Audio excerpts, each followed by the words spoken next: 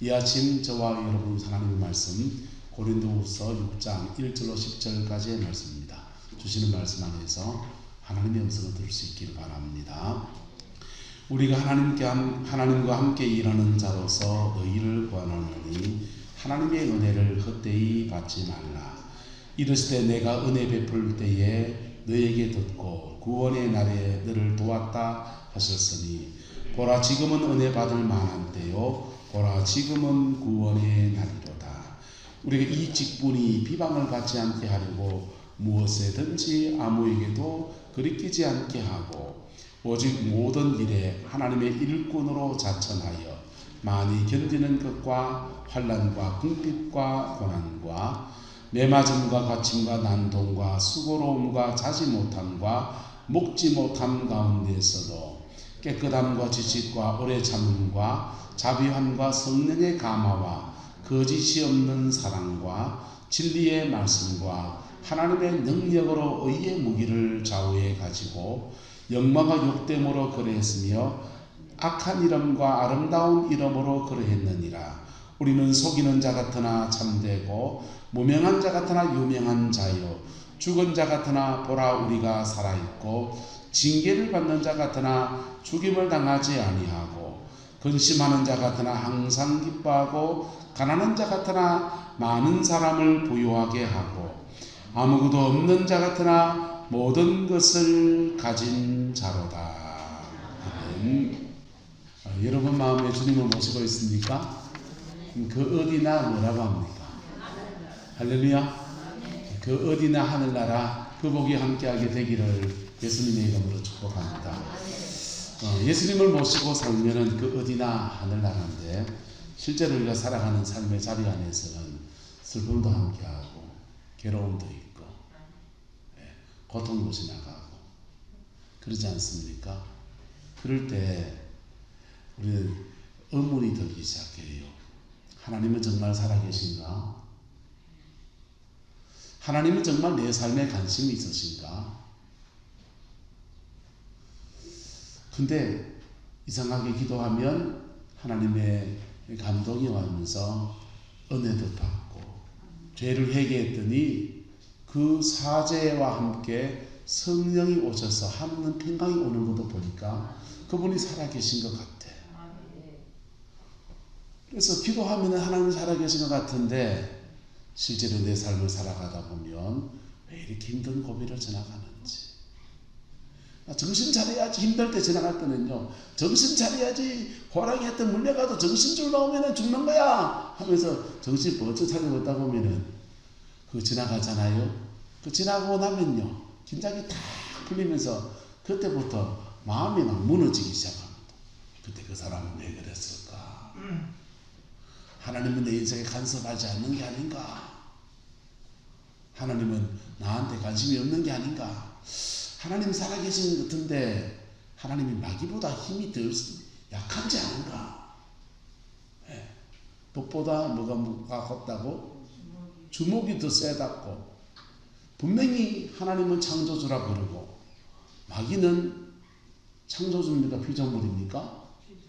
피조물인데 주먹진 그놈이 더 무섭게 느껴지면 하나님보다 마귀가 더 세 보이게 느껴지고 그런 시간을 막 지나갑니다. 왜 하나님은 내 인생에 깊이 간섭하지 않는가? 이런 절망이 올 때도 있고 이거를 성도들이 겪는 하나님 상처라 그래요. 뭐라 그런다고요? 하나님 상처. 인생의 중요한 고비 때 부모님이 날 도와줄 거다 믿었는데 부모님이 안 도와주면 믿는 도끼의 발등이 뭐합니까? 찍히잖아요. 그래서 부모님 상처가 생기는데 인생의 중요한 고비를 지나가는데 하나님이 나를 도와주지 않는 것과 같은 그런 느낌이 들 때 우리는 하나님한테 한번 까이는 거예요. 하나님이 내 발등 찍었다는 그런 마음이 들 때가 있는 거예요. 그럼 어떻습니까? 믿음 생활하면서 늘 하나님이 좋던가요? 늘 하나님이 좋은 것만 주시던가요? 여러분 인생이라고 하는 게 그렇게 넉넉하지가 않아서 때로는 예수 믿는 사람들이 내 발등 찍은 것 때문에 어떻게 믿는 사람이 그래. 그리고는 또 그 사람이 하나님이 쓰시는 사람일 때도 있다고요. 그러면요, 하나님이 나한테 왜 그래? 이렇게 생각할 수 있는 겁니다. 오늘 그런 분들에게 이 말씀을 함께 나누기 원합니다. 1절에는 이렇게 말합니다. 하나님의 은혜를 마지 말라. 헛되이 받지 말라. 뭐 받지 말라? 헛되이 받지 말라. 여러분, 우리는 하나님의 은혜를 받으면 천당 간다고 생각합니다. 죄를 사한다고 생각합니다. 천당 가는 거 맞습니다. 근데 하나님의 은혜는 내 영혼을 천당 갖다 놓는 그 정도만이 아니고 천국을 우리 삶에 갖다 주시는 아름다운 은총의 역사인 것입니다. 한 따라서 가는 천국, 오는 천국. 그래서 내가 죄사함 받아서 천당 가는 은혜를 얻은 것도 감사한데, 그 내가 가지고 믿음 안에서 천국의 것이 이 땅에 오는 통로로서 역사되어져. 그게 되려고 하면은 뭐가 필요하냐? 은혜를 헛되이 받지 말아야 돼. 은혜 받았다가 쏟았다가, 은혜 받았다가 쏟았다가, 그러면은 은혜를 받으면 뭐 하나 스스로 그런 생각이 자꾸 드는 거예요. 네. 은혜에 깊이 들어가면 하나님의 은혜 안에서 마치 모든 것을 가진 자와 같은 은총의 역사로 풀어주시는 놀라운 역사가 있는 것입니다. 할렐루야. 저와 여러분 안에서 이 아름다운 은혜가 풀어지게 되기를 예수님의 이름으로 축복합니다. 예수님은 이 땅에 오셨을 때 우리에게 어떤 것을 주시려고 온 분이 아니세요. 우리는 에덴 동산에서 하나님의 모든 것을 맡기셨고 모든 축복이 다 에덴에 다 있었어요. 근데 그것을 사단에게 빼앗겼거든. 뭐 해서? 죄를 지어가지고. 죄를 지어서 사단에게 빼앗겼어요. 빼앗긴 것을 주님은 죄 때문에 뺏겼기 때문에 이 죄 문제만 해결해 주면, 뭐만 해결해 주면? 죄 문제만 해결해 주면 다시 에덴의 아담에게 흙으로 만드시고 생기를 불어넣어서 살아있는 영적 존재, 생명이 되게 하셨듯이 다시 성령을 주시고, 다시 에덴 동산에 은혜의 단비가 내려왔던 것처럼 폭포수와 같은 은혜의 단비가 내려오고, 그 비가 강이 되어서 에덴 동산 사면을 흘러가면서 아담은요, 에덴 동산에서 세 가지 사명을 감당해야 됐습니다. 간단합니다. 정복하라, 다스리라, 지키라. 이 세 가지 사명이 있어요. 이 세 가지 사명을 성령 안에 감당해 나갈 때 세 가지 축복이 오는 거예요. 따라합시다. 생육하라, 번성하라, 충만하라. 그래서 내가 예수 믿고 거듭날 때 성령이 내 안에 오셔서 살아있는 영적인 존재가 돼서 하나님과 교통하는, 이게 구원이에요. 이 구원이라고. 구원이고, 구원받은 사람이 그 성령님 안에서 자기의 삶의 자리 안에 하나님의 은혜를 구할 때 은혜의 단비가 오고, 그 단비와 함께 정복하고 다스리고 지키고 세 가지 사명이 나갈 때 생육하고 번성하고 땅에 충만하고 세 가지 축복도 함께 오는 거예요. 근데 문제는 우리가 하나님의 은혜를 입을 때 주님은 이 계획 안에서 그의 삶의 에덴을 열어주려고 하나님은 우리에게 은혜를 주시는데, 우리 은혜를 받고 난 뒤에 자꾸 주저앉거든요. 은혜를 받고 난 뒤에 자꾸 주저앉거든요. 은혜를 받고 난 뒤에 옛날 죄의 습관으로 자꾸 돌아가거든요. 그러니까 은혜를 받았다가 쏟았다가, 받았다가 쏟았다가, 인생에 어려움이 닥치면 정신 번쩍 차려야지 그러다가 그 고비 지나고 나면 또 벅쳐졌다가, 이런 여정을 막 지나가게 되는 거예요. 그래서 나중에 되면 은혜 받으면 뭐하노? 또 쏟을 텐데, 스스로, 자기 스스로 그런 마음 자세부터, 은혜의 자리에 올 때마다부터 그 생각 가지고 오기 시작합니다. 예수님 안에서 그 모든 패배감들이 벗겨지게 되기를 예수님의 이름으로 축복합니다. 그래서 은혜를 받고 또 받고 또 받고 할렐루야. 그래 받으면 기도만 한다고 뭐가 되나? 아니요. 기도하면 뭐가 돼요. 근데 시간이 걸립니다. 은혜를 받으면 뭐가 되나? 뭐가 되는데 뭐가 걸린다? 시간이 걸려요. 그 시간이 줄어들기를 예수님의 이름으로 축복합니다. 은혜를 마지 말라. 헛되이 받지 말라. 여러분, 하나님의 은혜를 헛되이 받지 않기를 축복합니다. 근데 그렇다고 한번 쏟았다고 또 은혜를 구하지 마. 받으면 뭐하노? 그래야 됩니까? 남 따라합시다. 기왕 쏟을 값에 또 받자. 할렐루야. 기왕 쏟을 값에 또 받아야 돼요. 오늘 성경은 말합니다. 내가 은혜 베풀 때에 너희에게 듣고 구원의 날에 너를 도왔도다. 보라, 지금은 뭐 할 때고 은혜 받을 만할 때고, 보라, 지금은 무슨 날이로다? 구원의 날이로다. 할렐루야. 하나님의 은혜는 우리가 한번 쏟았다고 해서 그거를 팽개치는 분이 아니세요. 또 주시고 또 주시고 또 주시는 분이세요. 어린아이가 그런 말을 배워나갈 때 무릎팍이 몇 번 깨져야 그런 말을 다 배우겠습니까?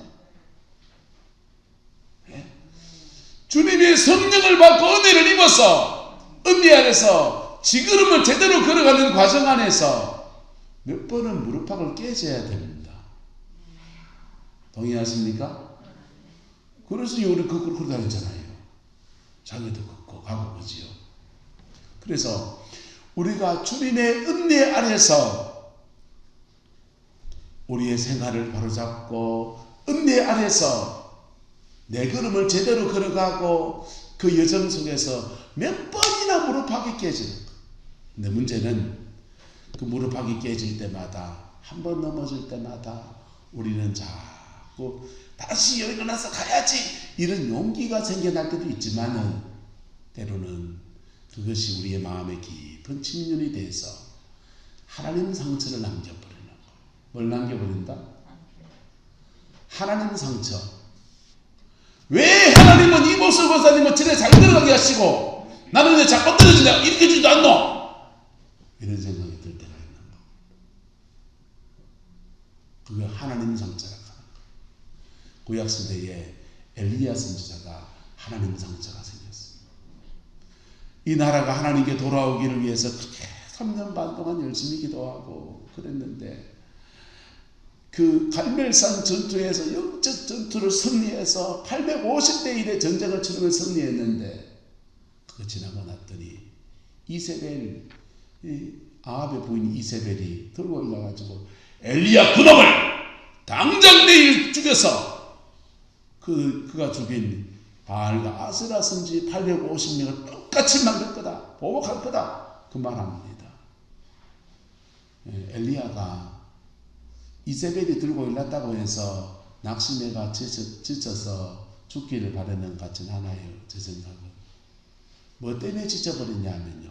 엘리야는 영적 전투에 승리하려고 그런 영적 과시하려고 그거 한 거 아니거든요. 나라가 죽게 돌아오는 것을 보려고 했거든요. 뭘 보려고 했다고요?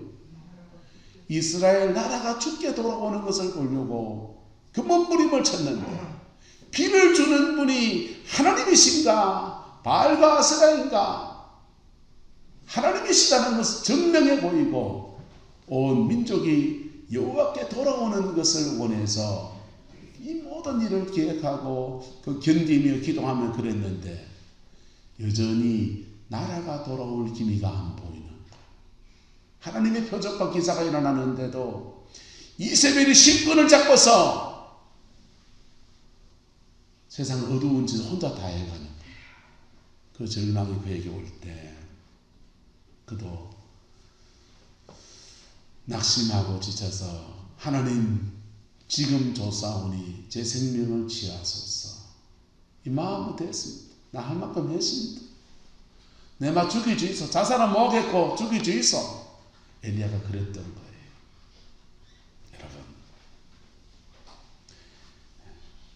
여러분 어떻습니까? 엘리야같이 뭐 고상하게는 아니어도, 고상이라면 죄송합니다. 고상이 나오네요. 엘리야같이 거룩한 열망을 가지고 가다가 하나님 상처가 생긴 정도는 아니어도 우리는 우리가 기도했던 응답들이 더뎌질 때, 때로는 우리가 생각했던 것만큼 하나님이 내게 베풀어 주지 않을 때, 그때 우리 안에는 뭐가 자꾸 생겨나느냐? 낙심이라는 것이 찾아옵니다. 낙심이라는 것에 걸려들면은 기도도 하기 싫고, 기도해 무슨 소용이 있나 생각이 들고, 은혜 받아도 무슨 소용이 있나 생각이 들고, 놀러나 다니고 싶고, 세상에 잘 나가는 그 사람이 부러워지고 그렇게 되지는 거예요. 그런데 여러분, 따라서 그것도 지나가는 것입니다. 빌립보서의 말씀을 보니까 빌립보서에 사도 바울이 이렇게 말합니다. 비천에 처할 줄도 알고 풍부에 처할 줄도 알면서 그가 그 모든 일에 일체의 비결을 배웠대요. 그리고 나서 빌립보서 4장 10절에 위대한 고백을 합니다. 같이 해볼까요? 시작. 내게 능력 주시는 자 안에서 내가 모든 것을 할 수 있느니라. 할렐루야.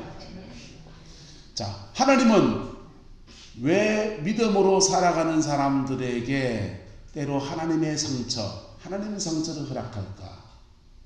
그 많은 원인들 가운데 하나는 풍부에 처할 줄도 알고, 어디에 처할 줄도 알고, 비천에 처할 줄. 삼시세끼 밥 뜨뜻하게 먹고, 베트남 여행도 갔다 오고, 제주도 한번 갔다 오고, 그래 풍부에 처할 줄도 알고, 때로는 고기가 없어서, 때거리가 없어서 죽 먹을 듯 하는데 죽도 못 먹을 그런 처지가 되기도 하고, 때로는 몸이 아파서 고달픈 인생의 처지를 지나갈 때도 있고, 그런데도 비천에 처할 때도 누구만 바라보고?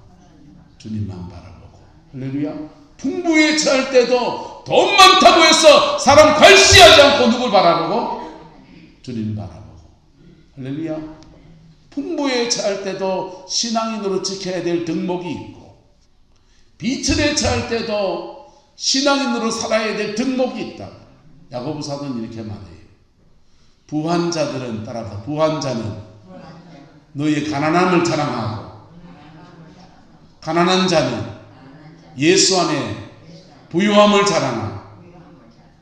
돈 많습니까? 예수님 앞에 나는 종입니다 자랑하세요. 야고보 사도의 말입니다. 제 말이 아니에요. 돈 없습니까? 남한테 관심 받는 것 같습니까? 그럴 때 난 이래봬도 하나님의 아들이다. 예수 안에 부유함을 자랑하라. 바꿔 말하면 물질에 대해서 초연하라 이 말이에요. 할렐루야. 사도 바울이, 근데 그게 말로 쉽게 되지 실제로는 쉽다 어렵다? 실제로는 안 쉽잖아요. 가난한 사람은 이 자본주의 사회에서 스스로 격세지감, 스스로 그냥 자기 연민에 빠져서 내가 돈 없이 누가 날 갈시하는 것 같다 이래 생각하고요. 그래 생각하잖아요. 자본주의 사회에서 우리가 살면서 왜 그런 취급을 자꾸 받으니까. 그런데 여러분, 예수 안에서 풍부에 처할 때도 누구를 바라보고? 주님 바라보고. 비천에 처해도 누구를 바라보고? 주님 바라보고. 할렐루야. 그걸 배운 사람이 사도 바울이었고, 그 배웠더니 내게 능력 주시는 자 안에서 돈이 있기나 없기나 간에 내가 모든 것을 할 수 있느니라. 할렐루야. 이 고백 안에 일어서게 된 것입니다.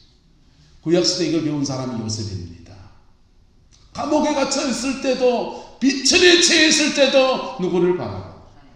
주님 바라보고. 애굽의 총리의 바지를 세워졌을 때도 누구를 바라보고? 주님 바라보고. 내가 총리인데 말이야 이거 안 하고, 내가 돈이 얼마나 많은데 이거 안 하고, 그게 조연하게 그럴 때 하나님 앞에 복으로 쓰임 받는 아름다운 은혜가 그렇게 부러진 것입니다. 오늘 성경 말씀에 관해서 여러분이 권합니다. 하나님의 은혜를 제대로 받으십시오. 하나님의 은혜를 제대로 받으십시오. 교회 다닌 10년, 20년 됐는데 교인들에게 친한 사람 생겨서 아침에 밥만 먹으러 가는 것도 좋고 어디 놀러 다니는 것도 좋고 수다 떠는 것도 좋은데 여러분 교회 왜 왔습니까? 학교는 공부하러 다니는 데입니다. 공장에는 왜 갑니까? 돈 벌러 갑니다. 안정부는 시장은 왜 갑니까? 돈 벌러 갑니다. 돈 쓰러 가는 거 아닙니까? 여러분 목욕탕에는 돈 주고 왜 갑니까? 떼시 끌어 갑니다. 어제 지난주에 손님이 와가지고 포항 가서 커피 한 잔 먹더니 밥은 7,000원짜리 먹고 커피는 6,000 얼마짜리 배가 아파서 그거 못 마시겠더라고요. 근데 그 비싼 커피숍은 왜 갑니까? 입하고 하려고 가잖아요. 예배당은 왜 옵니까? 관광버스 타고 놀러 가려고 합니까? 딴 데 가면 됩니다. 예배당에 왜 옵니까? 따라합시다. 은혜 받으러 옵니다. 왜요? 왜 은혜 받으러 옵니까? 은혜 받아야 천당 가지. 할렐루야. 교회가 있는 가장 중요한 목적은 여기 사람이 모였으니 오늘 밥도 맛있게 해놨으면 미역국에 맛있게 끓여놨습니다. 꼭 드시고 가시길 축복합니다. 근데 밥도 먹을 수가 있고 사람이 모였으니 뭐도 할 수 있고 뭐도 할 수 있고 하지만은 예배당은 은혜 받으러 온다. 할렐루야. 근데 그 은혜를 제대로 받으려면 하나님은 십자가라는 문을 통해서만 은혜를 주시거든. 은혜는 따라서 회개할 때 주십니다. 은혜는 회개할 때 주셔요. 은혜는 용서가 안 되는 사람을 피 묻은 십자가에서 날 용서하신 은혜 의지해서 그 앞에 나갈 때 용서할 때 주셔요. 진짜 백의 은혜는 그래 오는 거예요. 근데 어설프게 은혜 받았다 하는 사람들을 부흥사들의 세계에서는 그 뿔에 실당합니다. 난로에 불 쬐면 따뜻하다 안 따뜻하다? 따뜻하지요. 근데 그 난로에서 10m만 멀어지면 춥습니까? 안 춥습니까? 춥지요. 그게 그 뿔입니다. 교회에서 기도 많이 한 권사님들이나 목사님들이 계셔서 은혜를 끼칠 때 마음이 위로가 되고 뭐가 되고 하는 것은 얕은 은혜고 그 불이 여러분 속으로 들어와야 되는 거예요. 그 진짜 백의 은혜는 내가 피 묻은 십자가 앞에 회개할 때 나는 죄인으로서이다. 나를 용서하여 주소서. 고백할 때 그때 주어지는 거예요. 근데 진짜 백의 은혜를 안 받고 교회를 5년 10년 다니면서 계급장이 자꾸 높아지면 어째 되느냐 하면요, 그게 자기 의가 돼버려요. 내가 장로인데 어쨌다고. 계급장이는 내가 목사인데 회개하라고. 목사는 회개하면 됩니까? 신학교에 저자백이 신학생이 들었는데 설교 실제, 설교 연습 시간을 가졌습니다. 다들 10분짜리 설교를 준비해 오라 했더니 저자백이 신학생도 설교 원고를 준비해 왔습니다. 강단에서 교탁에서 가지고 원고를 이제 남들은 이제 처음 설교하는 거니까 얼마나 힘들겠습니까? 벌벌 떨면서 막 고개만 쳐다보고 막 이렇게 읽어 나가고 머리를 치고 읽어 나갑니다. 이 저자백이 신학생이 고개를 번쩍 들더니 회개하라! 그랬어요. 그랬더니 갑자기 분위기가 싸해지는 겁니다. 교수님들이 또 같은 신학교 동기들이 자 왜 저런 소리 하고 있노? 그런 분위기로 싹 넘어가는 거예요. 여러분, 한국교회의 설교 주제 가운데 잊혀진 주제가 회개입니다. 피 묻은 십자가 앞에 회개하지 않고 어떻게 깊은 은혜를 받겠습니까? 장난 맞지? 근데 그렇게 않으면서 세월을 지나가는데 어떤 사람은 그 십자가를 지나가거든. 어떤 사람은 그 성령 받아서 은혜 붙들고 몸부림을 치거든. 시간이 지나면 5년, 6년 지나면 공부는 저 사람이라고 더 못한 사람이고, 결혼할 때 뭐 할 때도 형편이 그랬던 사람인데 저 사람은 열매가 나오고 나는 망하고 안 나오고, 누구는 열매가 있고 누구는 열매가 없고, 그 현실 속에 부딪히게 되는 거. 누구 탓입니까? 자기 탓이지. 왜?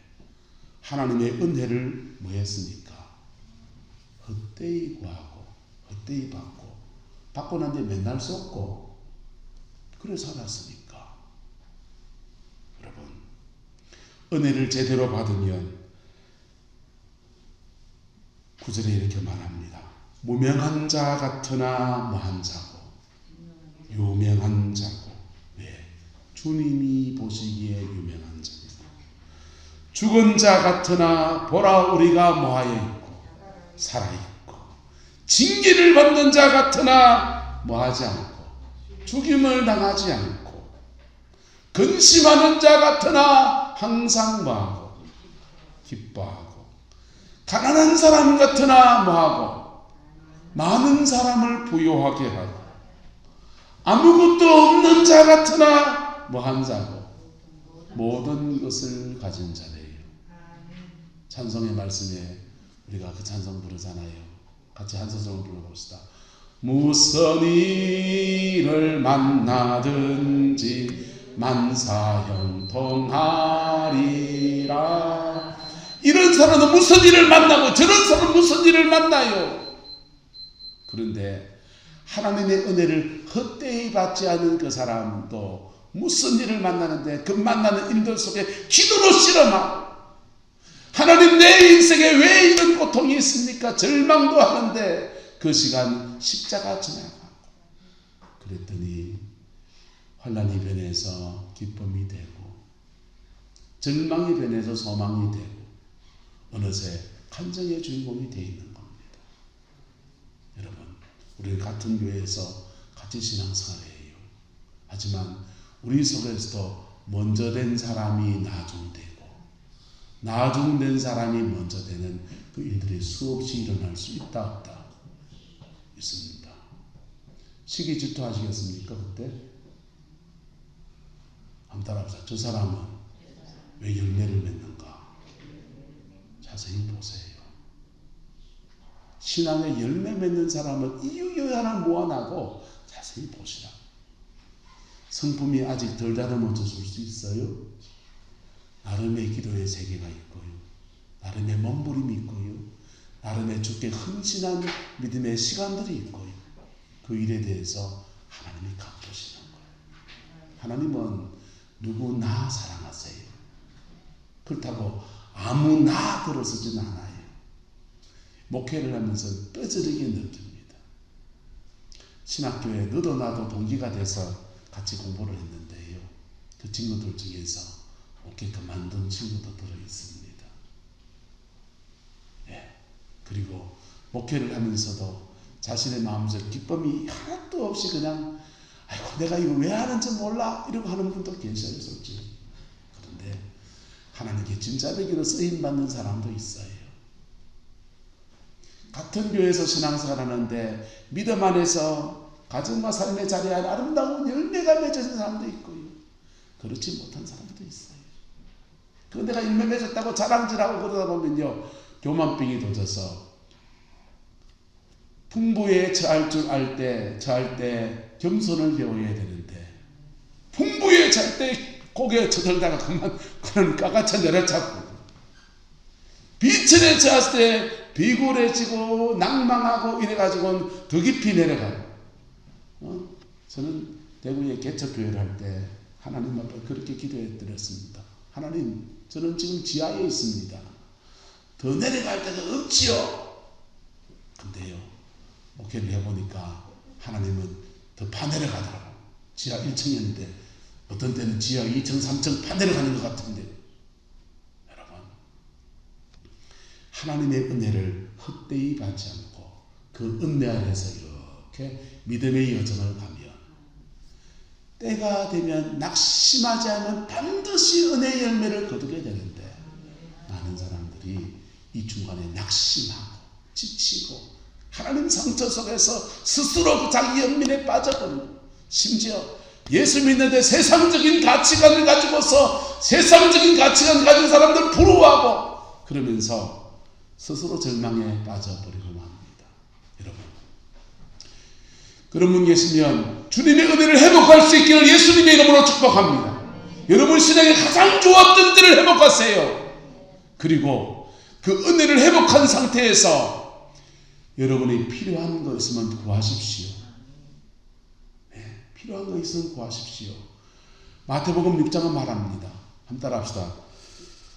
너희가 얻지 못하면 구하지 아니하며 구하여도 받지 못하면 정력으로 쓰려고 잘못 구함이라. 야고보서 그런데요, 구하여도 얻지 받지 못하는 것은 구하지 않아서 그런 거고, 필요한 것은 구하세요. 물질이 필요합니까? 물질을 구하십시오. 빙빙 둘러 말하지 말고 하나님 앞에 돈 달라 그러세요. 필요한 것을 구하세요. 몸이 아픕니까? 건강을 구하십시오. 근데 그 구하면 하나님은 어디로 인도하시느냐? 구하는 자에게 주님은 뭘 주시느냐?